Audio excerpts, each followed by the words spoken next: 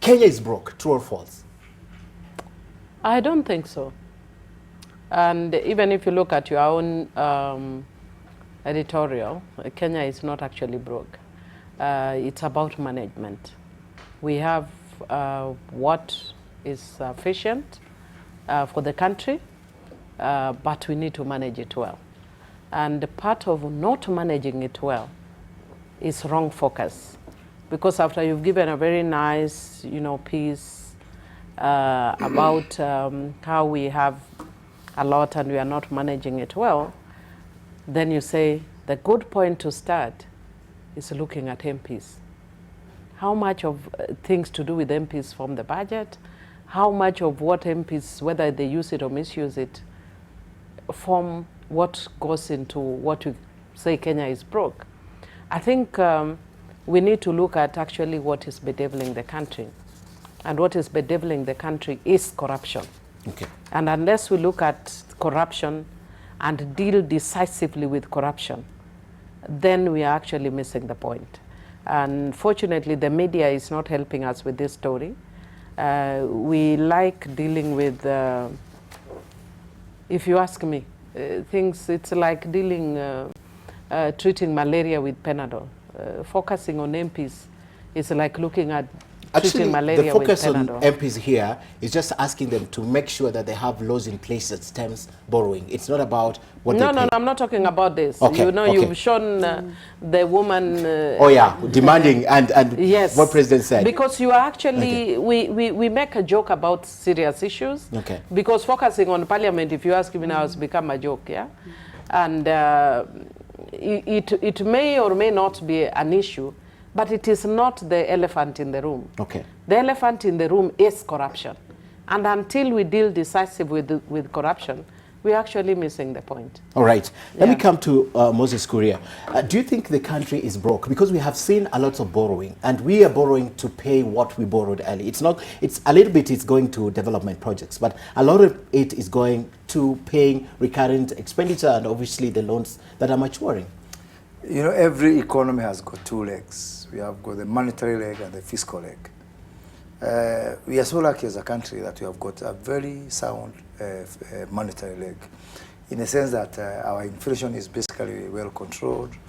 Yesterday there was a meeting of the Monetary Policy Committee, which retained benchmark interest rate at 9%. Our exchange rate is basically, if you look at the recent years, 4 or 5 years, hovering between 100 and 102 on the very worst case. So that things are good on the monetary side, and that's basically why we are surviving. But we have got a disaster in terms of fiscal side. I think, as Millie has said, it's not really being broke, it's really the management of the fiscal side. And people may not know, but the elephant in the room is something that happened, I think, around 2014, when we were reclassified as a middle-income economy. And that was a disaster for the country. That's a disaster. Yeah? Okay. So if there's something that we need to do is to go back to those guys and... tell them to declassify. Yeah, to declassify and call us poor income, because the impact of that is expectations much more. Increased.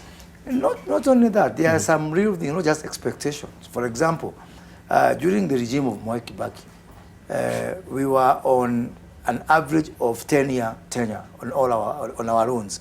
So if you take the basket of our loans and you divide by how many years, so the average was 10 years. Today we are down to 4 years. So I am a member of the budget committee with Millie here, and when we take treasury to task and say, why are we borrowing short? Meaning, if you take a loan for 4 years, even before the economic impact of that particular loan, you've already started repaying. And this is because of middle-income status, because middle-income status robs us of the concessionality of our borrowing.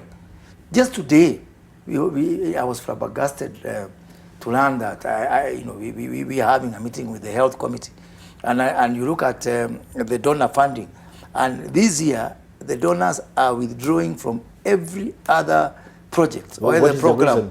Because of the way we've classified it. Rich people don't need help. Yeah. But why would you take an issue with that, and yet we have increased our expenditure as a government? Look at the budget, where we were when we were a country that is coming up. Look at that. Look at also the fact that we have expenditures, for example, the budget. How much is it?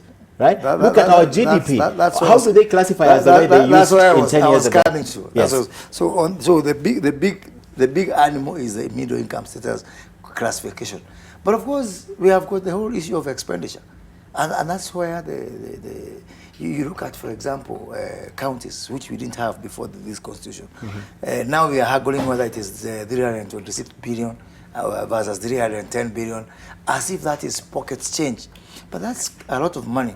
When Mwai Kibaki took over in 2002, our entire revenue collection was 200 billion. It was 75% of what we are now sending to counties, you know, and to imagine that now 310 billion is going to counties alone.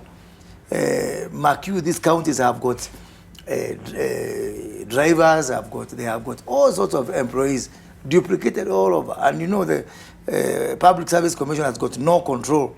I honestly think it's time we get all the county employees seconded from the Public Service Commission. Okay. I think we cannot talk about being declassified. We have moved from that. It's impossible. I don't know what will take us back to being declassified as a developing nation. I don't think it's possible at this point in time. But talk to me, Abshira, about it. Are we broke? What is the reality? Because they seem to think we're not broke. We just need to re-strategize and look at the prudent management of what we already have. Thank you, Ken. I don't believe we're broke as well. But it's how we're using these resources. And we should never equate borrowing with brokenness. America borrows, the richest countries borrow. Borrowing is how modern economies work. And sometimes, but it's how the borrowing or the money that is borrowed is utilized. If it's utilized for big infrastructure projects, for instance, what is the return on those investments? Is it spurring growth that is trickling down to the lowest levels, and therefore then it makes sense?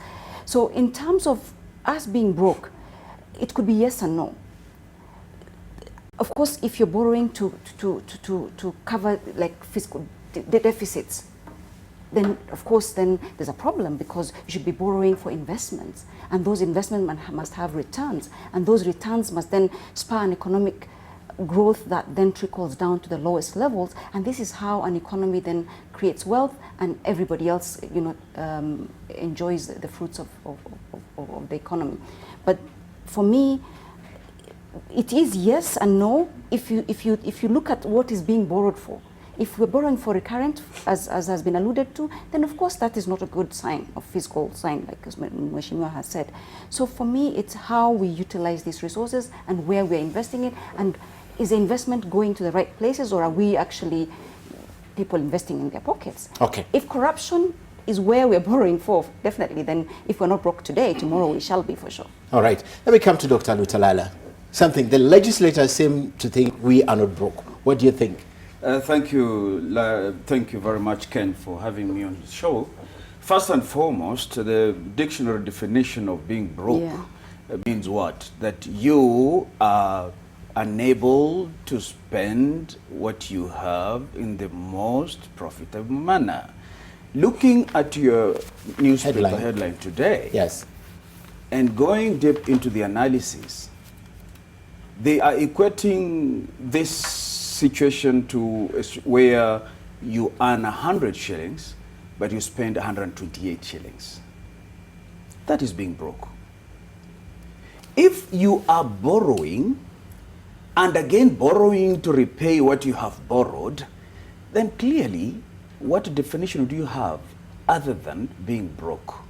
I agree with what the honorable members have said. They're actually giving reasons as to why we are in the situation without admitting that we are broke. I understand where they're coming from, and I respect that position. But given what we have before us, we are broke. All right.